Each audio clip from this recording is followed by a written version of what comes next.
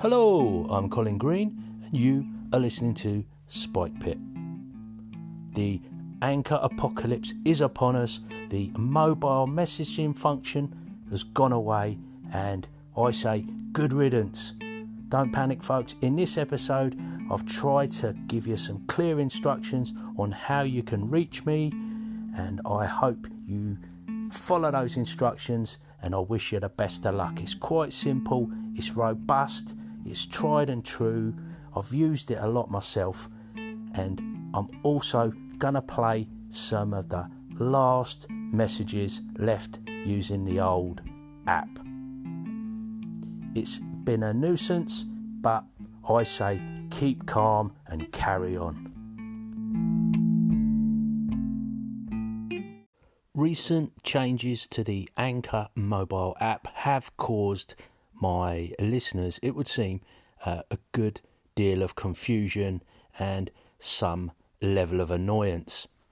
I therefore think it's prudent at this point just to clarify that I would like to encourage people to call in, as always, to Spike Pit with any contributions they wish to make. Join in with the conversation. In order to do this, you can still use a web browser to access the Anchor services, leave a message through your browser.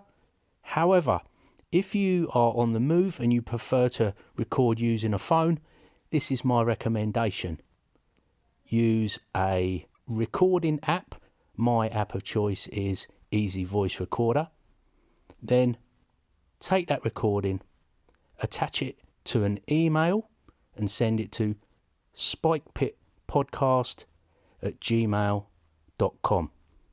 Alternatively, if you are a Discord user and you communicate with me via direct messaging, attach an audio file there. I've found the simplest type of audio format to be MP3. The quality is fine and it's tried and true. Personally, I've been doing this for some time. It has a number of advantages. You can listen to your message, you can edit your message, and afterwards you have a record of that message so you don't forget what you've said and you know where you've sent it. In truth, the Anchor messaging facility has been on a downward slide for some time. At one point, you used to have a record of all the messages you sent and where you'd sent them. You was able to title them and all sorts of things. And recently, I've been less and less impressed with it. It's no great loss, really. A slight drop in convenience, but like I said, it really is quite annoying to have that 1 minute limit. No ability to title your messages, no ability to kind of add stuff if you've forgotten something or chop out dead space. There's lots of benefits of just making a simple recording and sending it to someone.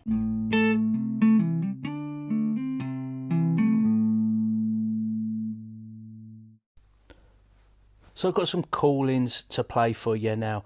Generous contributions from Anthony, aka Runeslinger of the Casting Shadows podcast, and Jason Connolly of the Nerds RPG Variety Cast. Now, both of these gentlemen are always well behaved, well mannered.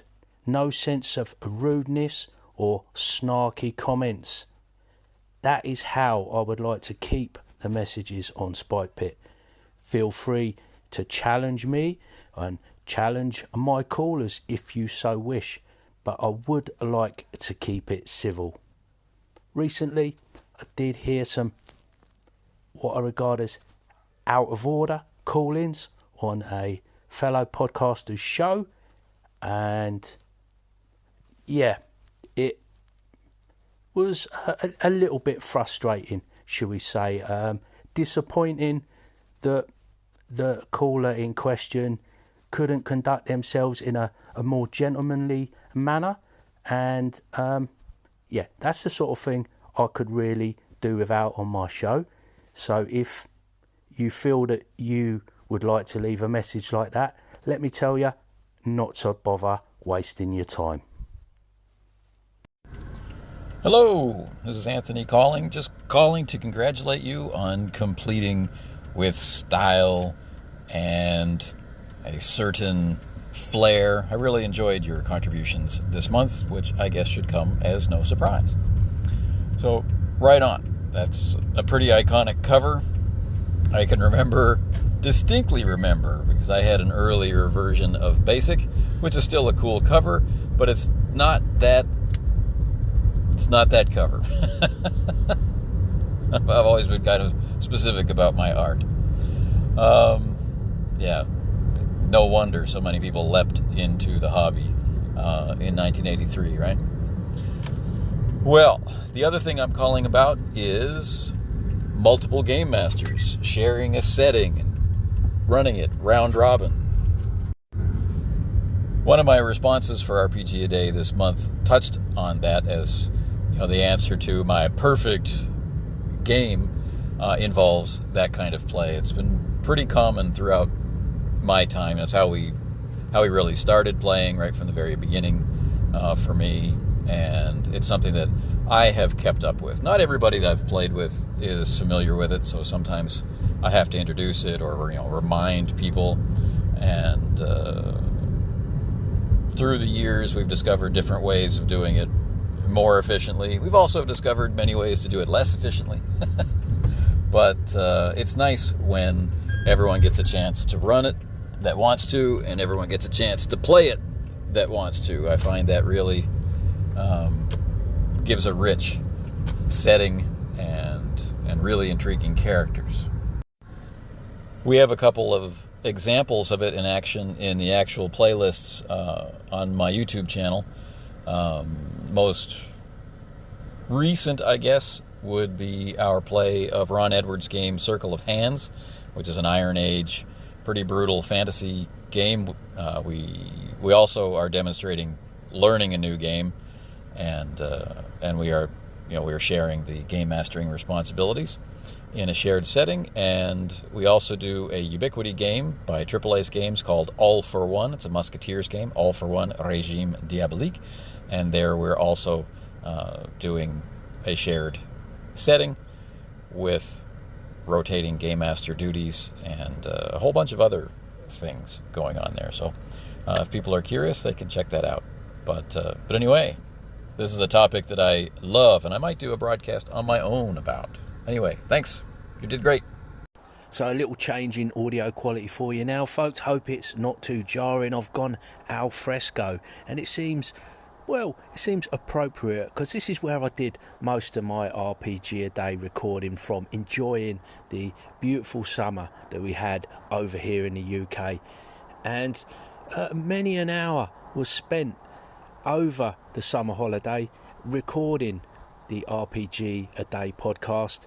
And I have got the man we've just heard from, Anthony, to thank for his fine set of questions. And I really do look forward to hearing or taking part in whatever he comes up with next year. And I seem to have somewhere along the line missed the episode where he was talking about the rotating cast of GMs in a shared world, and there was me thinking I'd dutifully kept up to date on his stuff. Mind you, he was jumping about from one platform to another, so perhaps that's got something to do with it. But thank you for your kind words, Anthony, and once again thank you for your RPG A Day month.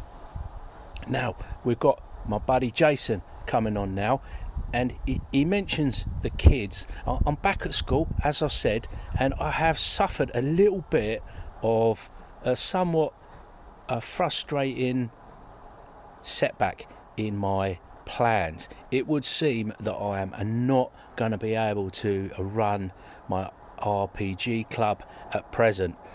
My Maze Rats, and when I say Maze Rats, that's just the name of the Google Classroom. That's not the system I was proposing to use. My Maze Rats classroom will stay up. It's like a virtual classroom. I'll be putting resources on there, and I will be encouraging kids to engage with those resources. I'll make myself available to answer any questions, but I'm not currently going to be able to run things as a club. I will be running a Vex Robotics Club, as the connection with our department, engineering, is very upfront and clear to anyone looking in and the powers that be. But for now, I need to shelve the actual RPG club plans. That is not to say that there won't be any RPG activity. I also think my line manager was a little bit concerned with the potential problem of me overstretching myself in my first year teaching full-time on my own, as it were. Yeah, we have meetings virtually every day and additional training and CPD, and then I think the only night I had free would have been a Friday night to run the RPG club, and Fridays are not the best day for getting people involved in anything at all. Everybody just seems to want to go home. So it is what it is, but let's hear what Jason's got to say. He's going to close out the show, and thanks to Jason and Anthony for taking time to make these calls. Take it away, Jason. Halloween Fest? That sounds fun. Colin, thank you for doing RPG Day. Really appreciate all your entries. Really appreciate the enthusiasm and the positiveness you bring to the hobby. You help offset me, and that's a good thing. Definitely needs to be done.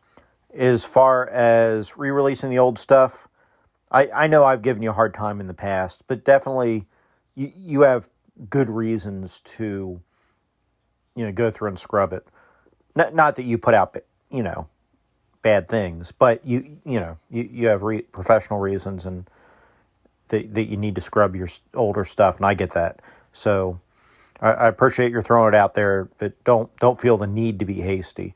And we know you're busy. We know you're out there fighting the good fight, working with the kids. So if the episodes are a little less often, we definitely understand that. Take care.